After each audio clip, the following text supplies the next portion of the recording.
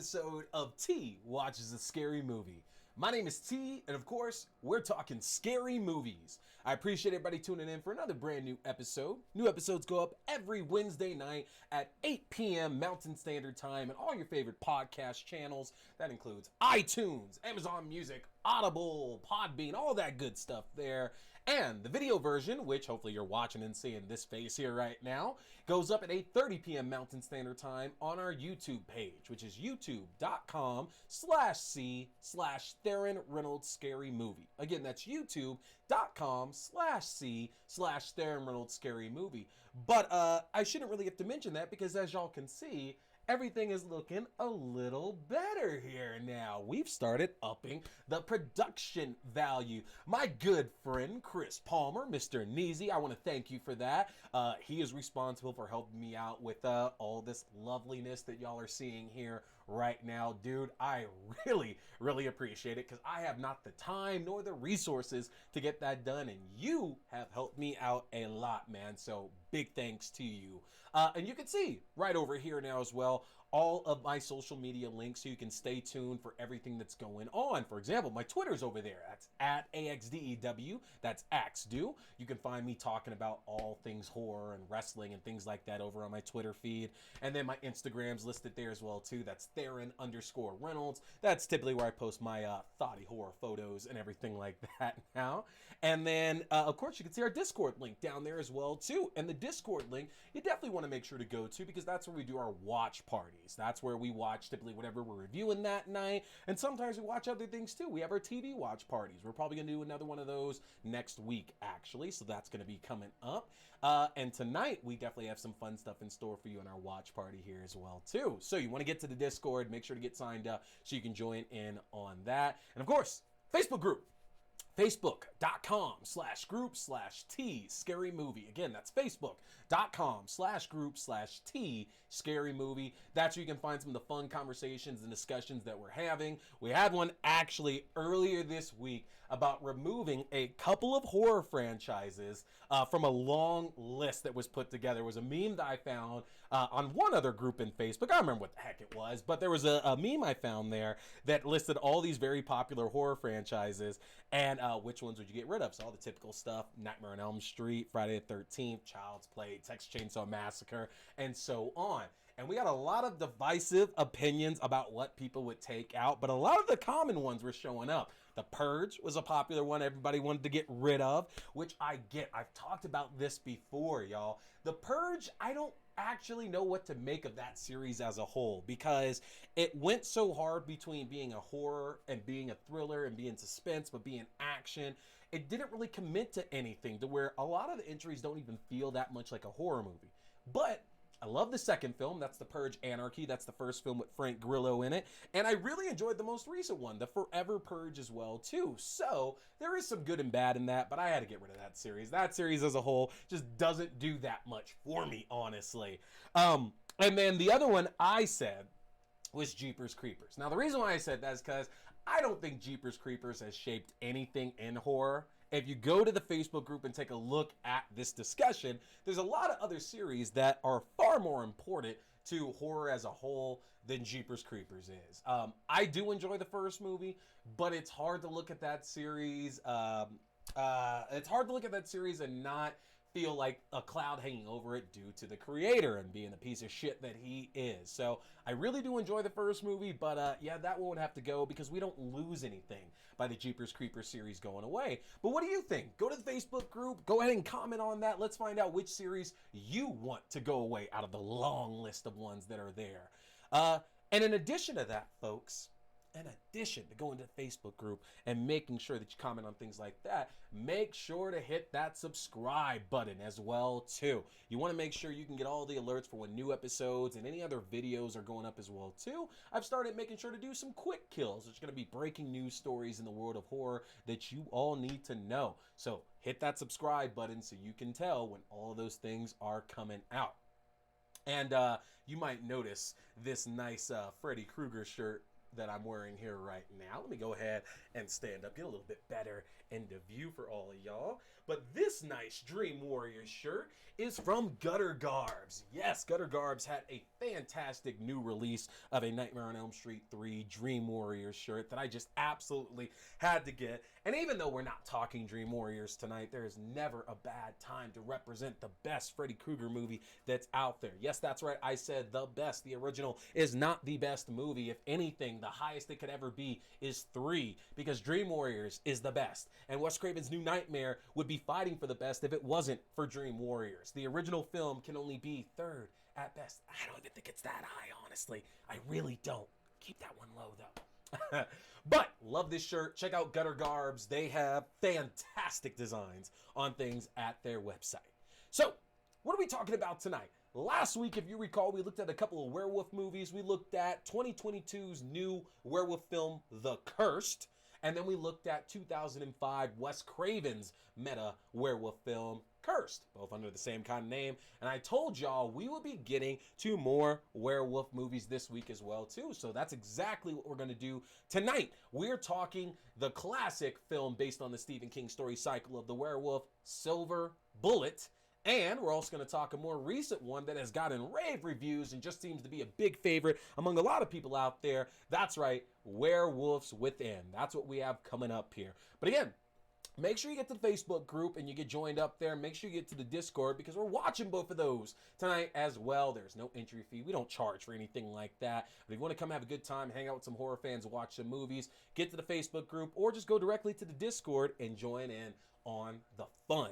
So, why don't we go ahead and get started and go right into Werewolves Within. So, the background of this movie, if you don't know, is that Werewolves Within is actually a video game movie, believe it or not. There was a game that was released on the PlayStation 4 a few years back called Werewolves Within. That was basically a mafia-style kind of game where you're playing with other people and Somebody is a werewolf in disguise. You play a bunch of different villagers who have these different roles within a town. But some of those villagers may be a werewolf. And it's your job to figure out who that werewolf is. Simple. There's nothing more to it. Now, what's funny and interesting about that is that I'm positive that that game was adapted from this card game called One Night Werewolf, which is basically the exact same thing. It's like Mafia. Everybody gets a card assigned to them with like a job, like a villager responsibility. It's like you're the blacksmith or the baker or the doctor or the sheriff or something. But then somebody else is also a werewolf, and it's your job to work together to find out who the werewolf actually is. Now, love that game. Have not played it in a while. I own Werewolves Within for PS4, but it is an online-only game, so it kind of makes it hard to play it. Not a lot of people are playing it these days. Maybe if you released it for the PS5 or something, that could work a little bit better, but who knows? Who knows? I digress on that. But that's the whole story of it, is that basically there is a werewolf within that the townspeople are trying to figure out who it is. And that is the plot of this film, Werewolves Within, to where a new park ranger that's played by, is it Sam? Oh God, why am I forgetting names here? Sam Richardson, yeah. Good Lord. My apologies, y'all. Yeah, Sam Richardson is playing a new forest ranger that's coming to the town of Beaverfield, where he's going to pick up his new post. Unfortunately, though, due to an incoming storm, everybody is incoming storm and a number of murders that are happening around the town. All the townspeople are forced into the local lodge for protection, and this is when more murders start to happen, and it's revealed that the cause of these murders must be a werewolf. And now it's up to our forest ranger, Finn, played by Sam Richardson, and his good friend, the local mailman, Cecily, played by Melania Vantrub, to figure out who this werewolf is before anybody else can fall. And that is really all you need to know about this movie. It's really played for laughs, and that's one of the best things about it, is that Sam Richardson, who you've seen in a number of different things over the past few years now, is a hilarious actor. I say hilarious as I mentioned that he was in Promising Young Woman as one of her potential victims. Didn't end up happening, but He was definitely in that there. And he's been in other things y'all have seen as well, too. For example, Good Boys. He was in Wreck-It Ralph 2. He was in Office Christmas Party. He was in The House. He was in Game Over, man. He's been in a lot of stuff. The guy is absolutely hilarious. And one thing that really works well is that he actually kind of plays a lot of the straight man in this. Like, yeah, a lot of the comedic elements are happening, like, involving him, but he's still kind of the straight man to everybody else in this town. And the town consists of all these fantastic actors who y'all have seen in other things, including Cheyenne Jackson, Melania Van Trump, like I said, and Sarah Burns as well, too. And the cast of characters are amazing. These are all people who seem to have the perfect connection to comedic timing. They all have been playing off each other well throughout the film itself, and they all work as potential suspects. And that's actually one of the more successful things about the film as well, too, is that this was written by Mishna Wolf, and we easily can go throughout the film and trying to figure out who this werewolf is, because they have to kind of play that aspect up. That's the entire purpose of the game, both whether it's the card game or the PS4 game, is trying to really figure out through all the clues involved who it could really be. Now, the downside here is that we don't really get all those clues up front, and you can't. It's not necessarily like I use like Saw or Scream or anything like that, to where you can make an educated guess and there might be some things there, but there's also a problem with that. And a lot of the whodunit films, where we're trying to guess who it is, the clues that are supposed to be apparent really aren't that apparent in the least bit at all. Take Scream, for example. You know, we know that it turns out to be Billy and Stu who are behind the whole thing. Beyond that conversation they have outside the school at that fountain, there's really not a lot of anything else that really like says, like, you should be looking at Billy and Stu, they're absolutely the killers. I would be lying if I said the first time I saw that, I didn't think it was just going to end up being somebody random. Like, you know, just a random maniac. Because if you remember, back in like the 70s and the 80s, sometimes we get horror films with serial killers and things like that, to where it wasn't actually a member of the cast. Like Slumber Party Massacre. Absolutely love Slumber Party Massacre. There's no mystery about who the killer is. We know who the driller killer is. There's no question about that. So Werewolves Within, I will say, while they do add the mystery of who that werewolf truly could be, the problem is that we know in, you know, this time, the movie came out 2021, so it just came out last year, but we kind of have the idea these days that typically when you cast a film like this, your bigger leads are typically going to be the ones who may end up in those roles. Now, I'm not going to spoil anything because that's not going to tell you who it is at all, but I do think that's a problem with a lot of these films, is that it makes it pretty obvious. Like I used Valentine as an example a while back to explain that, you know, that's a great film. Absolutely love the movie, but also we kind of know it's David Boreanaz the entire time. It has to be David Boreanaz. You know, I don't think they're trying to trick us by making us think it might be one of the girls' boyfriends in that movie, but it's very clear that there's only a finite amount of people it could be, and it's most likely this guy who's not in the movie that much, because character can't be around that much if they're going to be killing folks, right? So, same thing with Werewolves Within. I think it's pretty easy to pinpoint who the actual werewolf or werewolves are in this film, and that doesn't really take away from the fun, because the interaction and the banter between all the cast of characters is just an absolute hoot. Now, for the attacks themselves, this is definitely not a film that you're going to watch for gore, all right? There are some scenes in it. Somebody gets their hand ripped off and everything. There are definitely, like, there's some blood in it, and there's a little bit of gore in it for sure, but you're not watching this movie to see, like, oh, they ripped their arm off, and there's guts coming out and things like that. You're not watching Werewolves Within for it. You're watching it because it's just a fun romp. And I use fun to describe a lot of movies, but again, this is based on a video game. You're supposed to be having fun with this. Neither the game, the card game, or the PlayStation game are meant to really be that scary. You just have a lot of fun interacting with your friends, trying to figure out who the werewolf is. And that's kind of how this movie works as well, too. You might figure out who that werewolf is actually supposed to be, but it doesn't take away from enjoyment of the film itself, because it's still really freaking fun. And that's one of the best things I could say about it, is that this movie is an absolute hoot for sure. You'll laugh your ass off with it. And it's nice to see Melania Van Trump in something else, because she hasn't gotten a chance to do a lot of things that I've seen. You know, I was really excited for, there was a Marvel series she was going to do, to where she was going to play Squirrel Girl. And I was like, all right, cool, this is going to be dope as hell. She's going to rock it in that role. And then she got canceled, never happened. So it's like, all right, whatever. So it's awesome to see her get a chance to actually show off her abilities beyond AT&T commercials, which, if you don't recognize the name, that is the girl who stars in all of the AT&T commercials right now. I say right now. She's been doing it for like a decade at this point, maybe a little bit longer there. That's where we mostly know her from. Now, beyond that, honestly, keep in mind this is not your traditional kind of werewolf movie. While there are some other like more hilarious films out there, like I could quote like An American Werewolf in Paris, which I absolutely love. That is very akin to a dark comedy, even though it is a horror. There's a lot of dark comedic elements in that. Werewolves Within definitely pushes more of the comedic route than anything else. There's really not much in the way of jump scares here. There's not a lot of scares, and it just total, honestly. You're watching it because it's a really, really funny movie that's based on a video game about werewolves. And that's really the all I can say about it, y'all. It's not that deep of a film, and I don't say that to insult it. You're just watching for a 90-minute set of laughter, honestly, and that's really it. So check it out.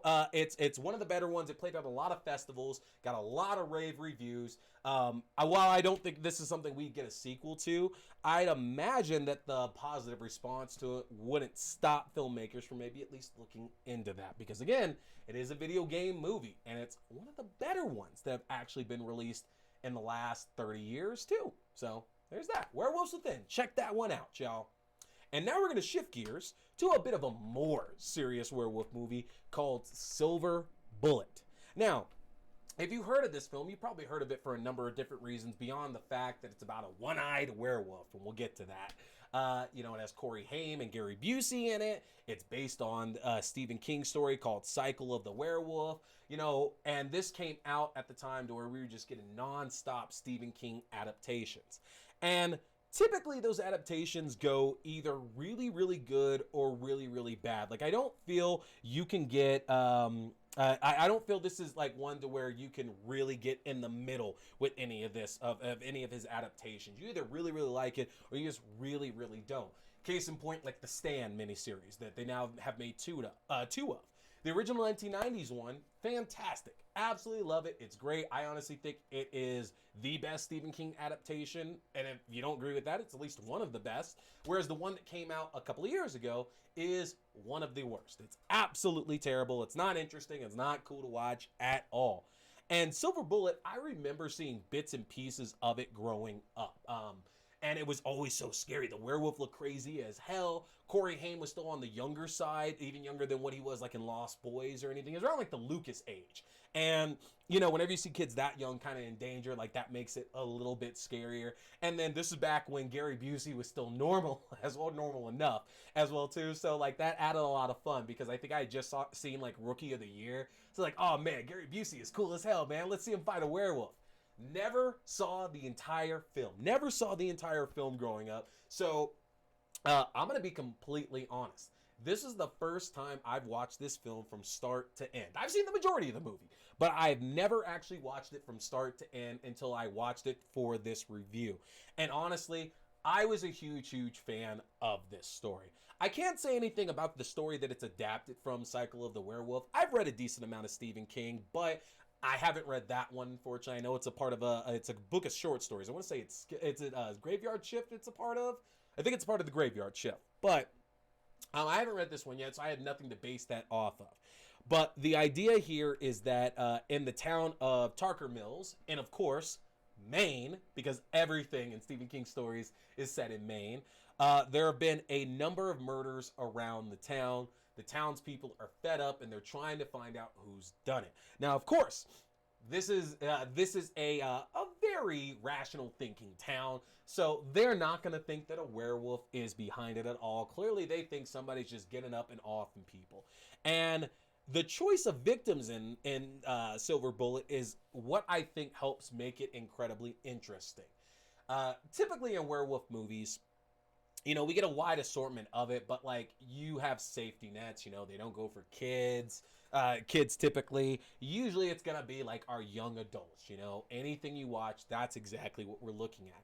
And in this movie, there are pregnant women that are victims, there are children that are victims, there are old people that are victims. Like, this werewolf don't give a damn. And that is one of the best aspects of it, is that it actually really does seem like a Stephen King story, which, like I just mentioned, a lot of the time Stephen King adaptations are either really, really good or really, really bad. If you ever read Stephen King, he has a certain writing style to him. It's fantastic. Like, it's very crass, it's very direct, and he doesn't hold any punches about who gets victimized in all of his stories. Like, again, read or watch Doctor Sleep. Fucked up story. Love it. Love that one so much. But if you check that out, a lot of people are victims in that. That's like, Jesus Christ. Like, yeah. So that impressed me a lot about Silver Bullet, is that we're watching something from way back Wednesdays here, and that the choice of victims that they have in it. And I know Carrie came out before this, and like that was mostly about a lot of high school kids getting killed in some brutal ways. But I don't know, something about Silver Bullet just clicked a little bit more for me.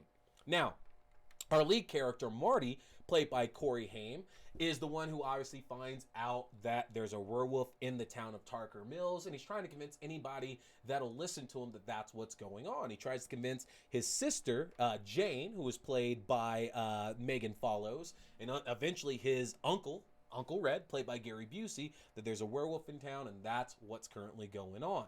And until he can show them proof of what's been happening, nobody believes that that there's a werewolf in town attacking everyone. And I really enjoy that, because it's hard not to think of The Lost Boys when you see Corey Haim in another genre film like this. And in The Lost Boys, he had a ready group of people who were going to be on his side. The Frog Brothers were there. His brother Michael believed it pretty quickly as well, too, because he's the one that it's happening to. And then his mom was eventually forced into it in a confrontation. And it's eerie to kind of see the same thing happen here, to where Corey Haim again is convincing another relative that, hey, werewolves exist and they're attacking right now. They're killing all these people and I need your help. And then that parental figure eventually being forced into understanding and believing that werewolves are real by a confrontation with one. Now, as for the kill scenes, people really do get messed up in this movie. This werewolf is brutal, and I love the fact that one of the things they tend to show is that this werewolf still has some kind of cognitive abilities, because usually in most other werewolf stories that we see, when the person transforms, they don't remember any of that. Like, oh, it happened, but I don't have any memory of it. And there's some exceptions to that rule, but in this one, they make it very clear that the person who's doing it knows what's going on 100% for sure. And that kind of makes some of these death scenes that much worse in a good way. Like they're that much more violent and visceral, because they're enacting some punishment with what these townspeople were going to enact onto them. And you find out that this person who's afflicted by this will do anything and everything to stop anybody from finding out. Doesn't matter who they have to kill, including a paraplegic little boy played by Corey Haim. The characters themselves won't probably stack up as that of the most memorable Stephen King characters at all. I do love who the werewolf ultimately is. I think that absolutely is very, very much a memorable character, especially by the actor who plays the werewolf, Everett McGill. We're spoiling it, folks. This movie is old as hell. Everett McGill, who you might recognize that name from a little film called People Under the Stairs. Yeah, my man, killing it in the horror movies. He is absolutely memorable because he's playing this really rough and gruff pastor that's just trying to downplay everything that's going on and stop the townspeople from going out and trying to catch this werewolf that he just happens to be. And I love the presence that he brings on when he comes in, and as he gets more and more unhinged, as he loses his eye and starts wearing his eye patch, and he starts growing that 5 o'clock shadows. Like, this is the gruffest and roughest werewolf that we have ever seen. Like, that's a man's werewolf right there. That's a werewolf that drinks beer at 8 in the morning. Which is just, honestly, I think you'll feel the same way if you see him in it. Love the transformation effects in the film. And it's even fun to see Terry O'Quinn, who some of you all might remember from The Stepfather or even from Lost, showing up as the sheriff of the town as well. One of the better Stephen King adaptations, honestly. This is one to where, like I said, I've watched bits and pieces over the years, but after seeing it fully, this might be one that I'm going to come back to every Halloween, because I really like watching werewolf movies in Halloween. Like, all of them. I'll watch them all during them. And this is definitely one that I really, really enjoyed, that I would not mind coming back to, honestly. So get us to the Halloween season. I'm going to watch this a bunch. And it also just highlights a lot about Corey Haim as well, too. You know, it's interesting to think that this kid was like just so super talented and absolutely killing it. And I know, you know, demons affect us all, and that's not really what I'm talking about, but it really, really sucks we didn't get him longer and give him a chance to kind of get back to where he needed to be, because roles like this and roles like Silver Bullet, and I already mentioned like Lucas, you know, Dream a Little Dream, License to Drive, he was a really, really good child actor. There wasn't much that I saw in him that I didn't actually enjoy watching him in. And this is another one because he plays it so earnest. You know, they focus a lot on the strained relationship between Corey Haim's Marty and his sister Jane. And throughout the movie, him trying to kind of make that up to her. You know, like, he wasn't trying to tease her. He's not trying to bully her because he's younger than her. And he's obviously in a wheelchair. And everything he kind of goes through to make it up to her, to apologize for the stuff he's really putting her through. And I love that relationship because Corey Haim plays Ernest so well. Not that Ernest, you know what I mean? No, but he plays an Ernest character really, really well. And you can just sense, like, you can feel that coming out of him, like how bad he feels when stuff is happening to his sister that he's kind of a part of as well, too. It's a really, really great performance that he puts in on this one. And granted, never gonna rival The Lost Boys. The Lost Boys is the mecca right there of Corey Haim performances and of vampire movies as well, too, honestly. Let's be real. But this is a really good performance we got from him in this film. Now, of course, I got to do my research because I really, really do enjoy this movie. So I'm going to try to read Cycle of the Werewolf, and we'll have to report back to y'all on it. But if you've seen this one, I want to know. Tell me in the comments, did you think this is one of the better Stephen King adaptations? Is it one of the worst ones that come out? Or are you going to be out of the ordinary and say this was a very mid-range one? Let me know in the comments so I can see what y'all are thinking about when it comes to this particular tale. But that's going to do it for us, folks. We are done here talking Werewolf Madness. So what you got to do is you got to get over to the Facebook group, or you got to get over to the Discord so you can join our watch party and watch these awesome movies with us. I want to see everybody there. But something else I don't want y'all to forget as well, too, hit that subscribe button so you can know when everything is going up. Because next week, we are looking at some fresh horror. And yes, that is a play on words. We're looking at the recently released Fresh on Hulu, starring Sebastian Stan. And we're also going to pair that up with Bad Samaritan, which stars David Tennant, which you might know from Doctor Who. I'm excited for those. Absolutely fantastic films there that y'all are gonna love. We're gonna have a good time with that next week, so make sure you get back and you get subscribed so you can watch that with us. But that's gonna do it for us, folks. You see all the socials there. Get on them, find me, add me to your list now, and yeah, make sure to like and comment as well too. But I'm T. We've been talking scary movies. Stay scared.